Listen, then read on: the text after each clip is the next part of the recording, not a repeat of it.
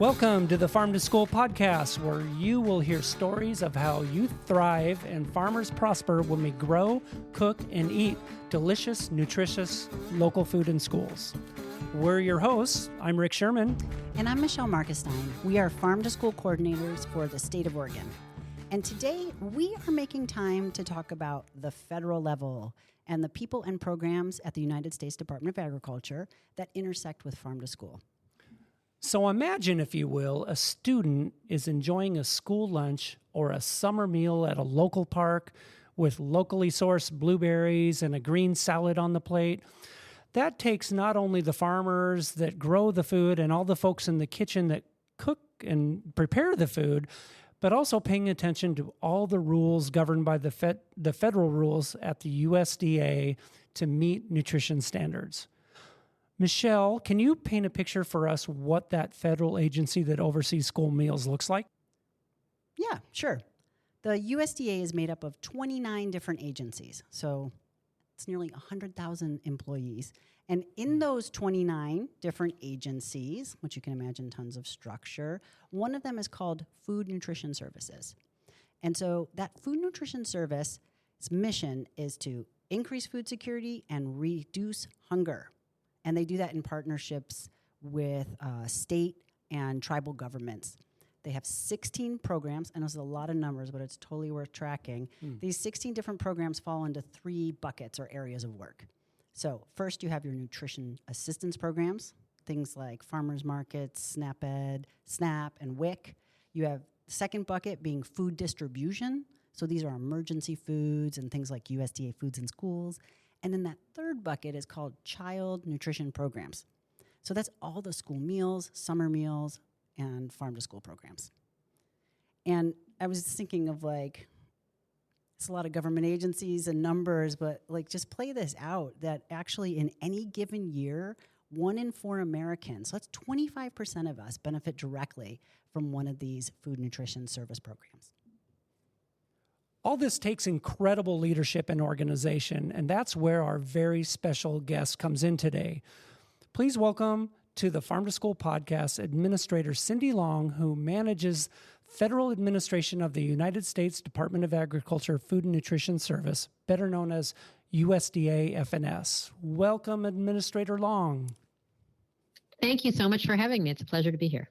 Yeah, thank you. And one thing I wanted to say, too, is just thank you so sincerely for your decades of public service, Administrator Long. It's just incredible. Oh, well, that's very kind. Yeah. Thank you. Yeah. I'm just really grateful and inspired by you. And I think about the endless hours you have dedicated. And I'm just really curious about, where does your passion and drive for this work come from? Yeah, well, when I compare myself to other folks who have had careers at FNS, I actually, unlike a lot of them, I really didn't have a background in food or nutrition or agriculture when I first started as an analyst at USDA. And I thought I would do it for a year or two, and suddenly it's 30 plus years later. There's a number of reasons why it has been, such a driving passion for me. First and foremost is the mission. FNS is responsible for helping people have access to food and making sure that food is nutritious. And if that doesn't get you out of bed in the morning, I don't know what will. The other piece of it is that we operate 16 different nutrition assistance programs that serve a variety of population in different ways. And it's just fascinating, interesting things happening all the time. And third, and also really importantly, is that the folks that work in these programs at the federal, state, and local level, and in both the public and private sector, are just so dedicated and committed to the mission. It is just, it's a wonderful community to work in. And I feel extraordinarily fortunate to have had the opportunity to work in this field. Okay, well, I'm glad you said that the state, local, and federal level, because Michelle and I work on a state level here in the state where we are. This is kind of a two-parter. If you could tell me the role USDA plays in farm to school and school gardens and making school meals healthier, more delicious on a national level. And also, the second part is, how have you seen farm to school grow over the years?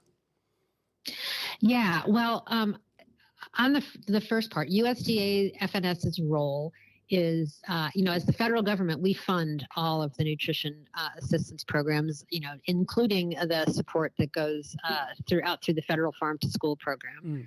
And then we also set requirements and standards for all of the programs.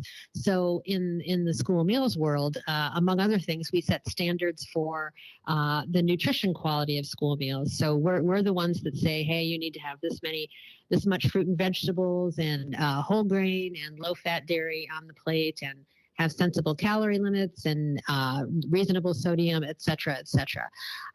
So that's our role. And in terms of the role Farm to School has played in supporting these programs and how it's evolved over time, gosh, there's just so many ways. Schools, when schools have access to local food, whether it's from local producers or their own school gardens, it really helps them. They're in a better position to prepare their own foods, right? To do scratch cooking or semi-scratch instead of relying on just prepackaged products. And that means they can have control over what's going in the foods. And secondly, when they're using, fresh local products, they're fresh and they're tasty and kids like them. And it's really, really critically important that kids like their school meals, but also learn to like nutritious, fresh foods. And the other thing I'll say about these farm to school programs and activities is that it's amazing how they can form a connection for kids between the kids and food and where food comes from, and really the intrinsic bond that people have to food that really, I think, changes their perspective on how they think about food and how they consume food, potentially for their entire lives. So there's just so much benefit that I've seen these programs provide over the years. I'm really glad you said that. And I think I've shared in our previous podcast, I was a food service director for 30 years, 20 years in Oregon. And I've seen it from all sides, I think. And people sometimes have a preconceived notion of whatever a school meal looks like, but I'm so glad you articulated it the way you did, that it's so much more fresh fruits and vegetables, nutrition quality, whole grains. I really appreciate that. Yeah, absolutely. And, we just need to keep telling people that over and over, because old stereotypes really do die hard. Well, and, that's one of our goals with this podcast, is demystifying the public policy process and really getting folks more involved in democracy. And so you mentioned rules and standards, and I was wondering if you could just paint us a picture of these new standards. How are folks involved in making them, informing them? Yeah, well, so with this particular rule, regulation, we knew that it was really important, in order to have standards that would work and could really work on the ground in schools, for us to get a lot of input. So before we even did what's called a proposed rule, we spent about a year doing, formal listening sessions, informal conversations with just a huge range of stakeholders, whether it was, school nutrition professionals, state and local folks, industry, food industry people who supplied the food, and school administrators, and on and on and on. So we really tried to get a lot of input before we put out what's called a proposed rule. And when a rule is proposed, it's not in effect. And what the government is doing is asking the public to comment. And the public really did comment. We got 136,000 comments on what we proposed, which is great. And I know it's hard to believe, but we do review them all, and we take them very seriously. And as a result, the final rule that we put out that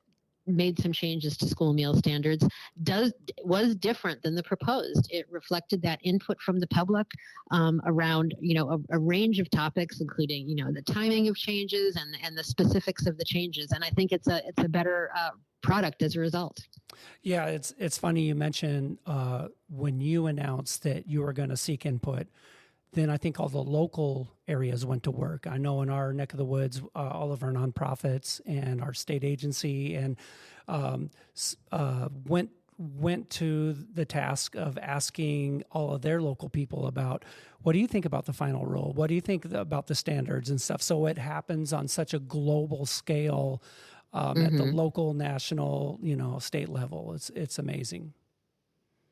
Yeah, and we really appreciate it. It's that feedback is really essential. So I encourage everybody who listens to this podcast, if you're interested in an issue, pay attention to federal regulations and comments. Great. Great. Well, we're already nearing the end of our amazing time with you, Administrator Long. Thank you again. And before you go, is there anything else you'd like to tell our listeners? Yeah, and in fact, if you'll indulge me, there are two things I want to say. One of them is that one of the things that it was part of that rule we were just talking about, that final rule that updated the meal standards, one of the things it did is it allows schools for the first time ever to use what's called a geographic preference when they're purchasing food. And what that means is that when they go out for a bid, they can specifically say, we want this product to be locally sourced, which, is great. It allows them to really support their local producers and get that fresh product. And now it's a lot easier because the federal regulations, before we made this change, made them kind of go through more hoops in order to do that. So that's something that we think is a huge win, and we hope we need to spread the word far and wide.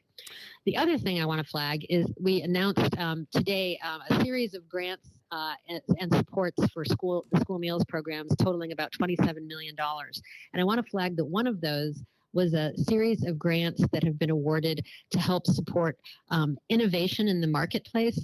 So what that means is like supporting good, solid supply chains that will allow new producers, including local and regional producers, to break into the market and make sure that schools have a wide range of sources for the healthy and appealing foods they need to serve great meals. So I'm really excited about both of these things, and I appreciate the chance to share them with you today. Okay. We will certainly put links to the geographic preference and the final rule in our show notes. Yeah, definitely. And some other links Wonderful. in our show notes related exactly to what we do on state and federal level, both what you just mentioned, decreasing barriers and increasing opportunities for more delicious, nutritious local foods in schools. Great. I appreciate that. Okay. All right. Thank you so much for joining us on our program today. Bye, Administrator Long. You are more than welcome. I enjoyed speaking with you. Bye-bye. Thank you. Bye-bye. We'd like to thank Administrator Long so much for joining us on our show today. And thank you, everyone, for listening. Farm to School Podcast was written, directed, and produced by Rick Sherman and Michelle Markestein with production support from Leanne Locker, Oregon State University Extension, and was made possible by a grant by the United States Department of Agriculture. The content and ideas of the Farm to School Podcast do not necessarily reflect the opinions of Oregon State University, Oregon Department of Education, or the United States Department of Agriculture. USDA, Department of Education, and Oregon State University are equal opportunity providers and employers. Do you want to learn more about Farm to School? Check out other episodes, show notes, contact information, and so much more by Googling Farm to School Podcast OSU, and it'll get you to the site. It will get you there, and we would love to hear from you. So stop by that site Rick just mentioned and say hello or give us an idea for a future podcast. We'd love to see you next time. Thanks, everybody, for stopping by. Bye. Thank Bye. you.